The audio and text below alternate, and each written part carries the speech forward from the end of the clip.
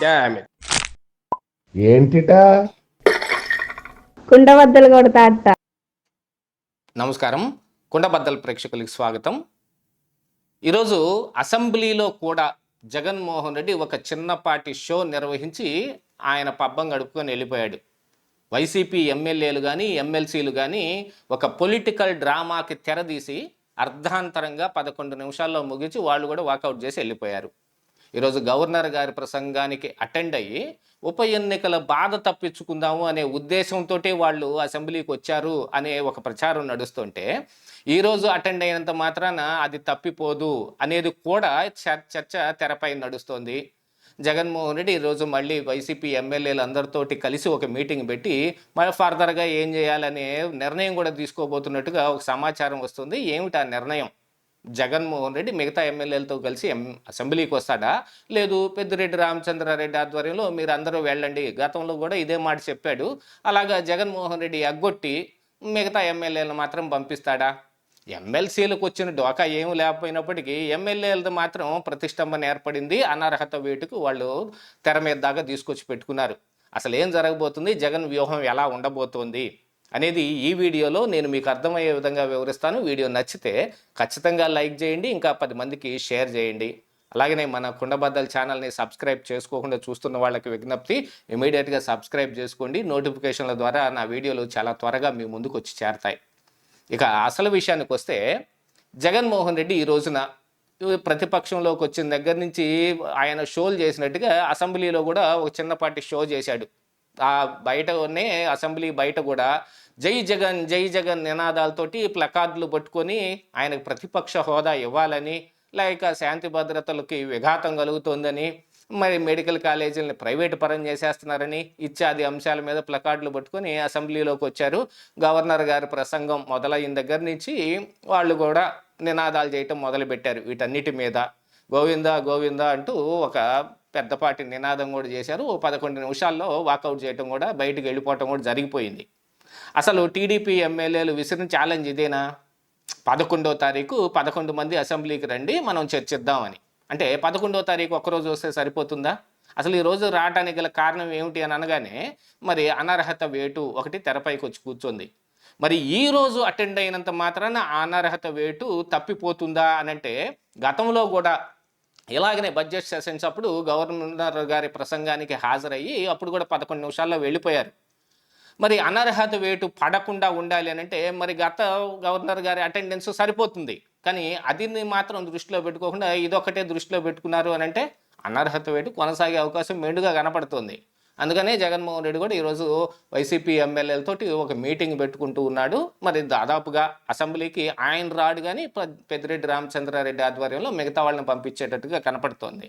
అంటే అనర్హత వేటు కేవలం జగన్మోహన్ రెడ్డి మీద మాత్రమే పడుతుందా అనేది కూడా ఇక్కడ దృష్టిలో పెట్టుకోవాలి. ఎందుకంటే తాను కాక మిగతా 10 మంది ఎమ్మెల్యేలతోటి అసెంబ్లీలోకి వచ్చే ధైర్యం జగన్మోహన్ రెడ్డికి లేదు, అది కనపడుతోంది. ఎందుకంటే ఎమ్మెల్సీలలో కొంత బలం ఉండటం మూలాన ఈ రోజున ఎమ్మెల్సీలు ఎమ్మెల్యేలు అందరూ కలిసి ఉండటం మూలాన ఆయన వచ్చి లోపల కూర్చోగలిగాడు. గతంలో కూడా ఇదే పని చేశాడు గవర్నర్ గారి ప్రసంగానికి అటెండ్ అయ్యి. అప్పుడైతే మెదలకుండా కూర్చొని చేతులు కట్టుకొని ఒకళ్ళకొకళ్ళు కంటి సైకిల్ చేసుకొని పోదాం పదండి అంటే పోదాం పదండి అనుకుంటే బయటికి వెళ్ళిపోయారు. కాకపోతే ఈ రోజున కొద్దిగా నినాదాలు, ప్లకార్డులు, బయట జై జగన్ నినాదాలు, వీటన్నిటితోటి రావటం పోవటం అయిపోయింది. వీటన్నిటి దృష్ట్యా ఇప్పుడు అసెంబ్లీకి వచ్చేసాం అనేది గనక కనపడుతుంది అని అంటే, మరి గత సంవత్సరంలో అటెండ్ అయింది కూడా లెక్కలోకి రావాల్సిందే. అనర్హత వేటు ఉండదు. కాకపోతే రేపటి నుంచి వైసీపీ ఎమ్మెల్యేలు మాత్రమే అసెంబ్లీకి వస్తారు అనేది కూడా ఒక ఊహాగానం నడుస్తుంది. కాకపోతే రేపు ఒక్కరోజు వస్తారా, ఎల్లుండి వస్తారా, మరి సెషన్స్ మొత్తాన్ని అటెండ్ అవుతారా, ఇందులో మరి నెయ్యి పైన వచ్చే చర్చ మీద వాళ్ళు పాల్గొంటారా లేదా అనేది కూడా చూసుకోవాల్సిన అవసరం ఉంది. కాకపోతే జగన్మోహన్ రెడ్డి అయితే మరి ప్రభుత్వం విసిరిన ఛాలెంజ్కి భయపడినట్టుగానే కనపడుతోంది. కేవలం జగన్మోహన్ రెడ్డి గవర్నర్ గారి ప్రసంగానికి అటెండ్ అవుతాడు, దీని మాత్రానికి ప్రతిపక్ష హోదా ఇచ్చేయాలంటే నైతికంగా అది ఏమంత శోభస్కరమైన మ్యాటర్ ఏం కాదు.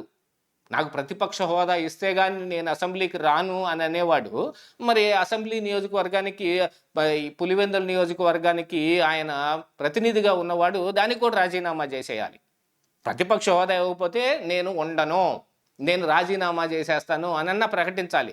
అది మాత్రం వాళ్ళు చెయ్యరు. చాలా కోట్ల రూపాయలు ఖర్చు పెట్టి గెలిచాం కాబట్టి మేమెందుకు రాజీనామా చేస్తాం అంటారు.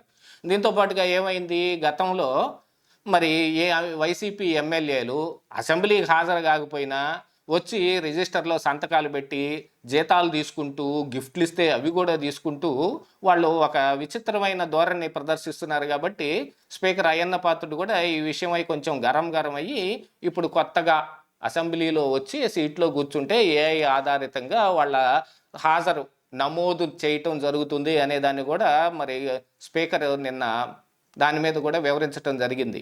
అందుకని రేపటి నుంచి వైసీపీ ఎమ్మెల్యేల వరకు వచ్చే అవకాశం ఉంది. జగన్మోహన్ రెడ్డి అయితే 10 మందిని ఎంట పెట్టుకుని అసెంబ్లీకి వచ్చే ధైర్యం ఆయనకు లేదు. ఇది మాత్రం సుస్పష్టంగా కనపడుతోంది.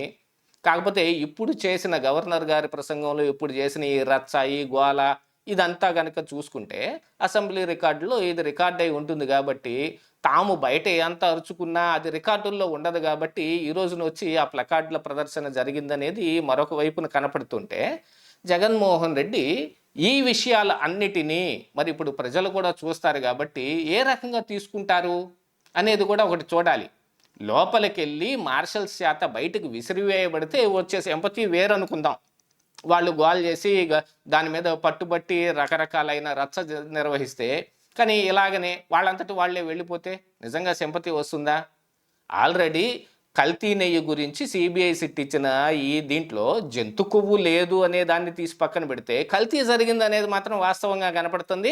అక్కడ హిందువుల మనోభావాలు ఏ రకంగా దెబ్బతీయబడ్డాయి అనేది ఖచ్చితంగా అర్థమవుతోంది.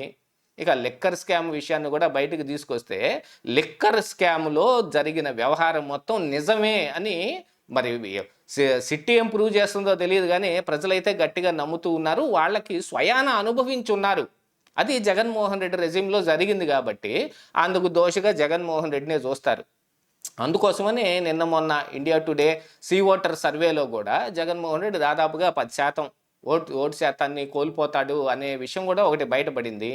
వీటన్నిటి దృష్ట్యా ఇప్పుడు జగన్మోహన్ రెడ్డి ఏం చేయబోతూ ఉన్నాడు? దీంతో పాటుగా ఇప్పుడు పార్లమెంట్లో కూడా మరొక అడ్డం వీళ్ళకి ఎదురై కూర్చుంది.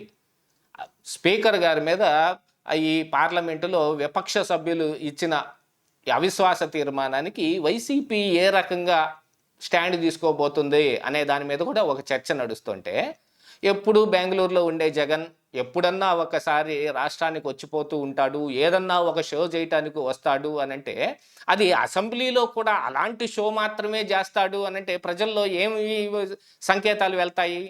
వీటన్నిటిని దృష్టిలో పెట్టుకుని జగన్మోహన్ రెడ్డి అయితే ఏదైనా సీరియస్ పాయింట్ని ఖచ్చితంగా ఆయన నిర్ణయం తీసుకోవాల్సిన అవసరం ఉంది. ఎందుకంటే ఇంకా ఎంతో కాలం లేదు, కళ్ళు మూసుకుంటే 3 సంవత్సరాల్లో ఎన్నికలు వస్తున్నాయి అంటున్నాడు. కాబట్టి జగన్ ఇప్పుడు ఒక క్రూషియల్ పాయింట్ దగ్గర ఆగి ఉన్నాడు. ఏ నిర్ణయం తీసుకుంటాడనేది వేచి చూడాల్సిన అవసరం ఉంది. ఇదే ఈరోజు కుండబద్దలు.